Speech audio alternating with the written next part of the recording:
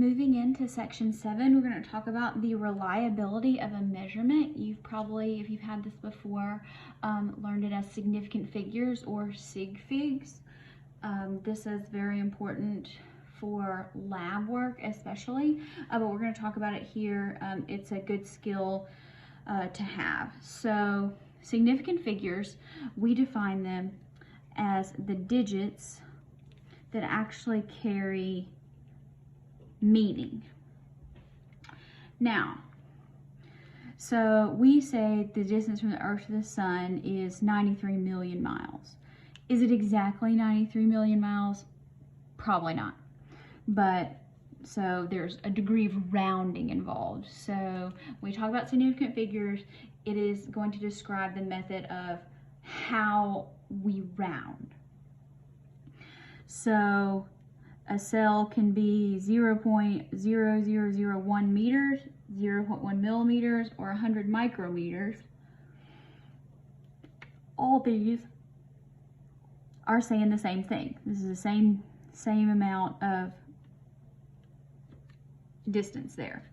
So here in all of these zeros don't really matter. They don't mean anything other than placeholders.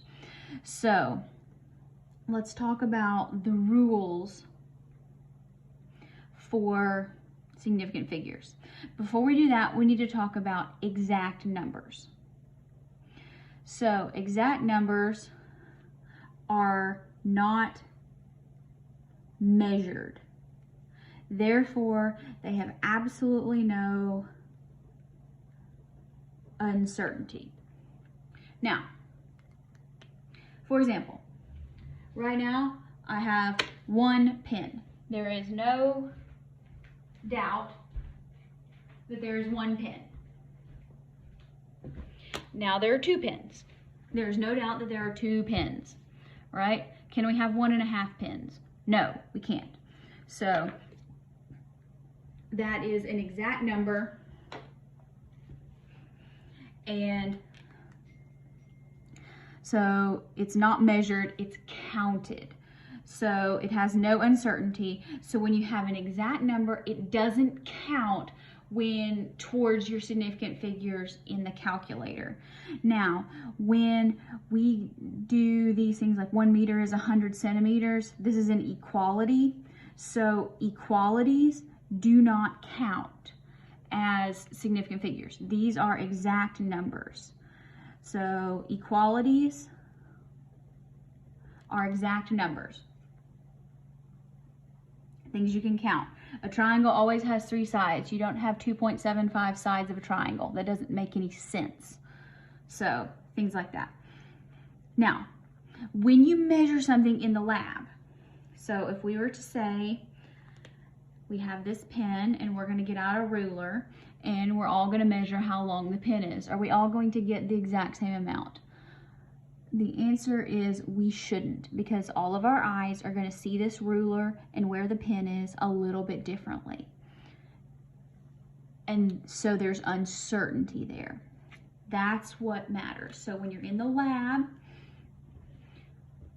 you're going to have decimal places and you're going to have things that have to do with uncertainty. So when you're measuring things, like you put something on a scale, when you're reading a graduated cylinder for volume, or you're measuring the length of something, those are going to have a degree of uncertainty. So now, so when you measure something, so particularly in the lab, all of our numbers 1 through 9 are always significant, all the time, no exceptions. So that's good. That's easy. Now, are the zeros significant? It depends. So there are 4 types of zeros. I kind of learned this with a little bit of a Western motif, so that's how I'm going to teach it to you. So the first types of zeros, these are called leading zeros. So this would be like 0, 0, 0, 0, 3. Are these zeros significant? No. So they're in front, so the only significant digit here is the 3, because it's a number 1 through 3.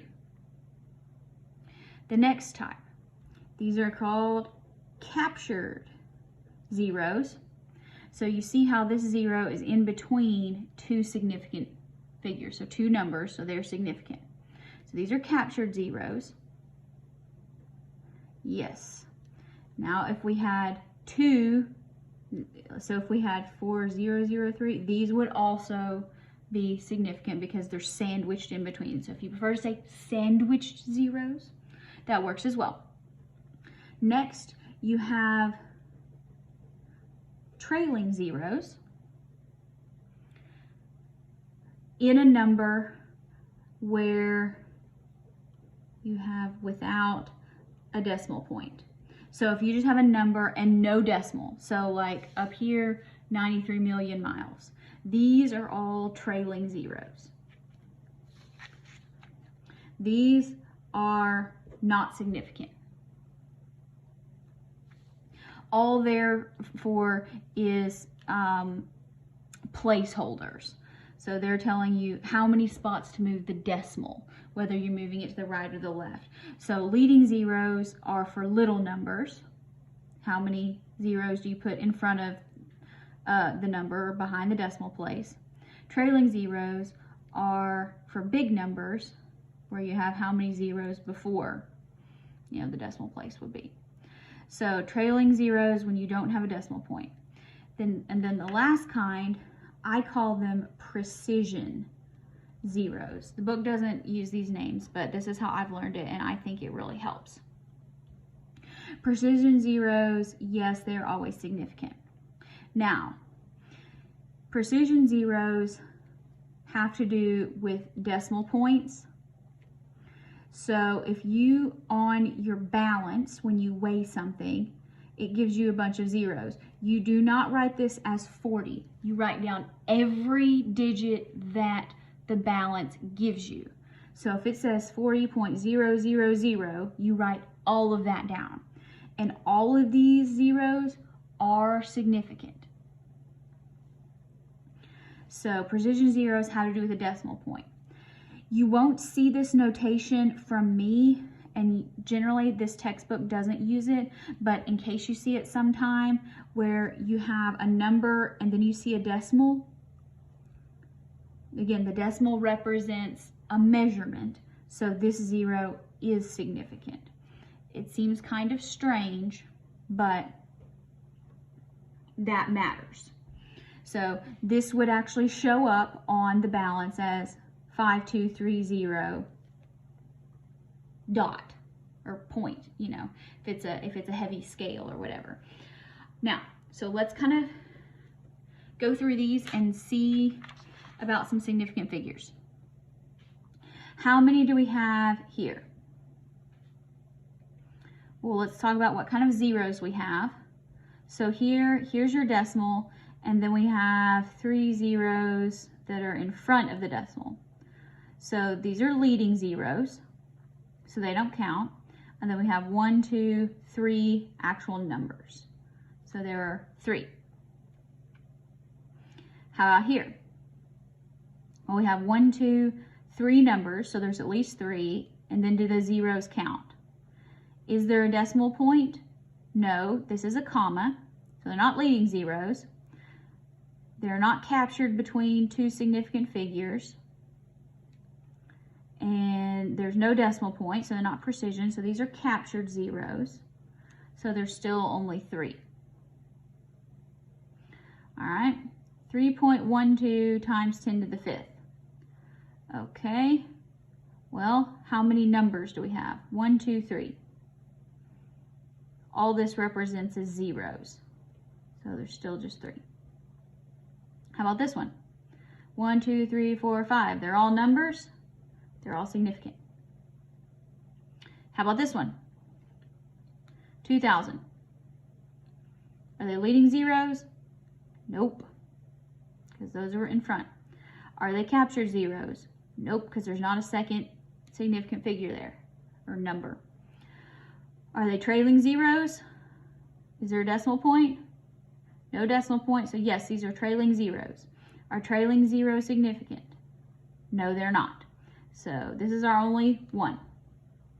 Now, how about this one? Well, there's one number, so there's definitely 1.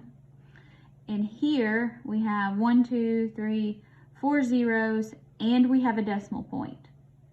So we have the decimal point, so that tells me that these are precision zeros. So those count. 1, 2, 3, 4, 5. 5 significant figures. You have to try this out. Now,